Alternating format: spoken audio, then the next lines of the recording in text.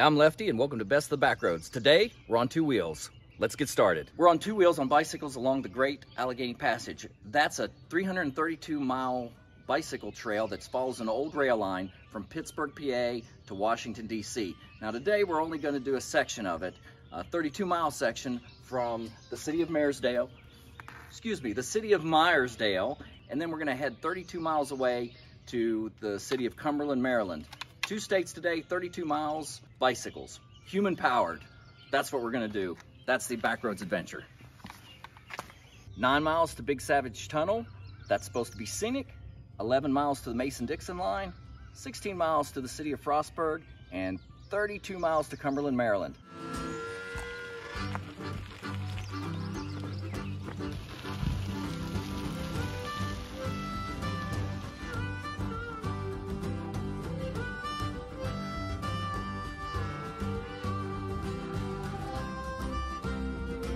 Hey guys, we have just reached the Eastern Continental Divide and we are entering the Chesapeake Bay watershed area, and we have just left the Gulf of Mexico watershed area.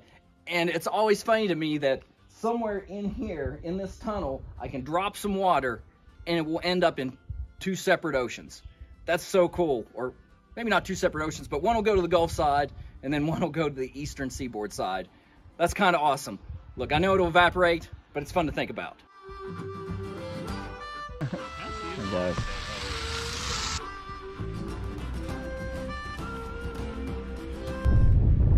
There's a fake train depot right there as I'm traveling.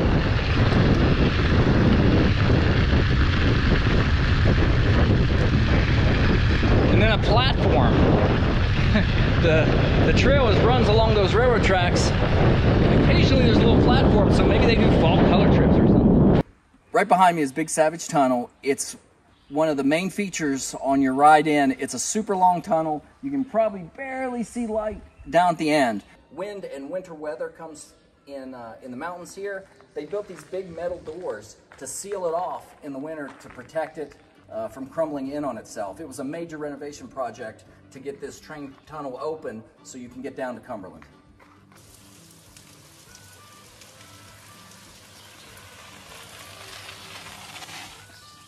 That's one long tunnel.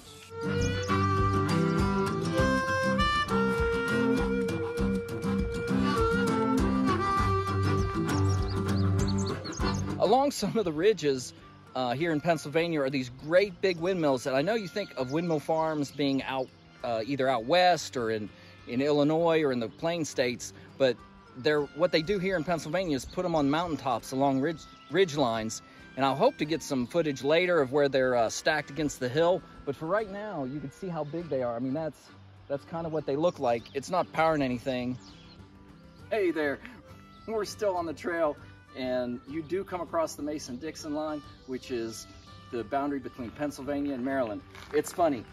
This wheel is in Pennsylvania. This wheel is in Maryland.